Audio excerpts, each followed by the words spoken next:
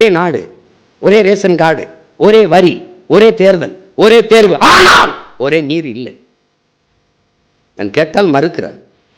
ஒரு சொட்டு தண்ணீர் தர முடியாது தமிழர்களுக்குங்கிறான். அப்ப அந்த இடத்துல என்ன வரும்? தன்மானம் மிக்கவனுக்கு ஒரு அழகு மின்சாரம், ஒரு துளி மின்சாரம் உனக்கு கிடையாது என்று சொல்ல வேண்டும் என்று தோணும். அவன் தண்ணீர் தர மறுப்பான். இவன் அதிகாரத்தை நிறுவ இங்கிருக்கிற திராவிட தலைவர்கள் அங்கு போய் அவனுக்கு ஆதரவாக வேலை செய்வார்கள். அவன் மறுப்பான், அடித்து எங்களை விரட்டுவான், தடுக்க துப்பற்று கைகட்டி நிற்பார்கள். இது திராவிடம்.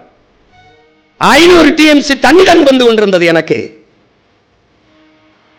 450 TMC. அதை மேலும் கேட்டு வழக்கு தொடர்ந்தார் கருணாநிதி, இன்னும் அதிகமாக தர வேண்டும் என்று. அன்றைக்கு ஆட்சியில் இருந்தது அம்மையார் இந்திரா காந்தி. இந்தியம் கோரிக்கை வைத்தது திராவிடம். 386 பயன்படுத்தி ஆட்சியை கலைத்து விடுவார் இந்திரா காந்தி என்ற அச்சத்திலே அவர் கூப்பிட்டு மிரட்டியவுடன் வழக்கை திரும்ப பெற்றார். உரிமை பறிபோனது. பறித்தது இந்தியம், பறி கொடுத்தது திராவிடம். மாற்றத்தை விரும்பும் மக்களின் மாநாடு. மாறுவோம், மாற்றுவோம். இது மாற்றத்திற்கான எளிய மக்களின் புரட்சி. திரள்வோம், திரள்வோம், திருச்சியில் திரள்வோம், தீந்தமிழ் இனத்தீரே.